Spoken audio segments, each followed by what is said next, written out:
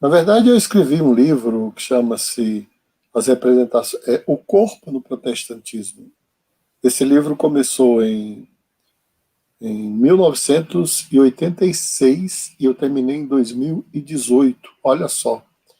Ele começou numa roda de conversa de pastores, em que os pastores estavam conversando entre si sobre o que era permitido e o que não era permitido no casamento. E eu tinha 30 anos de idade e eu fiquei muito assustado com as coisas que eu ouvi, porque um pastor, né, presbiteriano, ele falou assim, com muito orgulho, que ele estava casado há 25 anos e jamais tinha visto a esposa dele nua, né, despida. E ele falava isso com uma certa, sabe? E eu, com 30 anos de idade, fiquei muito chocado com tudo aquilo. E aí eu fui procurar, em 1986, compreender o corpo. E não achei nada sobre o corpo. Aí foi a minha grande tristeza, não achei. Lutero, e achei em Lutero, bem depois, nas obras de Lutero, mas Calvino não escreve nada sobre o corpo. O corpo de Calvino era muito sofrido, era um homem doente, né? Viveu muito doente, então ele lutava quando o corpo para ele era sofrimento. Então, diferente de Lutero, que tinha uma noção do corpo bem de que o corpo representava prazer. Mas eu acho que tem representações do corpo, não uma única Uhum. representação, né? Uma coisa é o corpo no calvinismo, outra é o corpo no luteranismo. Eu fiz uma linha do tempo da representação do corpo no cristianismo, que está lá na minha obra, né? É uma obra de 100 páginas, porque mesmo ao longo do tempo, o primeiro artigo produzido no Brasil, artigo científico sobre o corpo no protestantismo, foi meu, produzido e a pedido da Revê, num dossiê da Revê, e publicado em 2006, muito citado pelos pesquisadores aí, inclusive fora do Brasil, porque não tem mesmo, até hoje.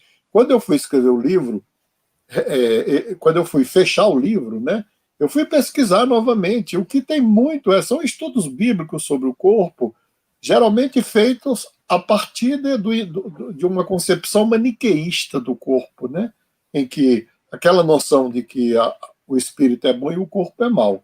Agora, o que a gente observa é que até o cristianismo, o mundo antigo não tinha problema com o corpo. Nem mesmo os judeus. Você não vai Uhum. encontrar muitas referências pecaminosas ao corpo. Mas quando se instala o cristianismo, especialmente o cristianismo pós-paulino, né? Porque Paulo também não tinha grandes questões com o corpo. Ele foi muito mal interpretado pelos exegetas, que identificaram a luta da carne contra o espírito numa visão maniqueísta também. Então, eles atribuíram a Paulo um maniqueísmo que Paulo, com certeza, não iria aceitar, nem admitir, porque ele não via o corpo como mal, nem o espírito como oposto ao corpo, não é? Ele via o corpo e o espírito como iguais. Quando ele fala daquela luta entre a carne e o espírito, ele está falando, possivelmente, da luta que se instala entre nós, seres humanos animais, e nós, seres humanos, constituídos talvez aí pela forma lacaniana de expressar, né? Como sujeito simbólico de cultura, de sociedade, enfim. Mas a partir do primeiro século, Júlio e Denise, se cria uma tecnologia, é impressionante, porque é uma tecnologia mesmo, não é de domesticação do corpo, é de mortificação do corpo.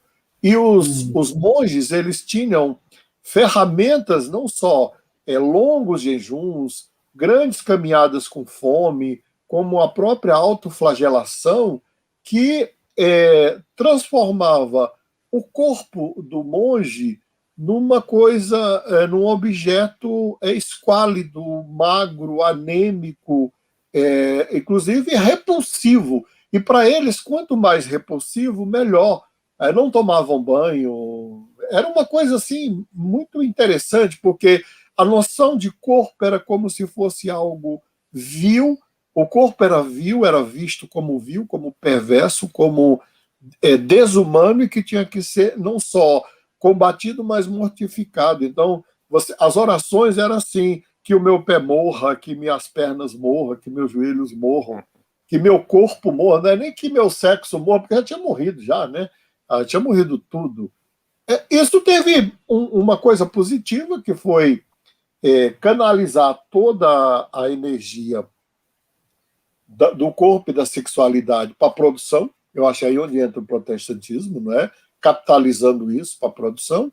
Mas teve uma coisa danosa, que é o desprezo que o protestante e o cristão em geral tem pelo corpo humano. Vamos ser francos, né? Agora, quando você introduz aí, Uhum. nessa análise, né, o Martim Lutero, a visão dos dois era completamente diferente. O Lutero achava que o corpo, e isso está no volume quinto das obras escolhidas da editora Sinodal, né? Com quem eu tenho um diálogo muito grande com o pessoal lá de São Leopoldo sobre isso, né?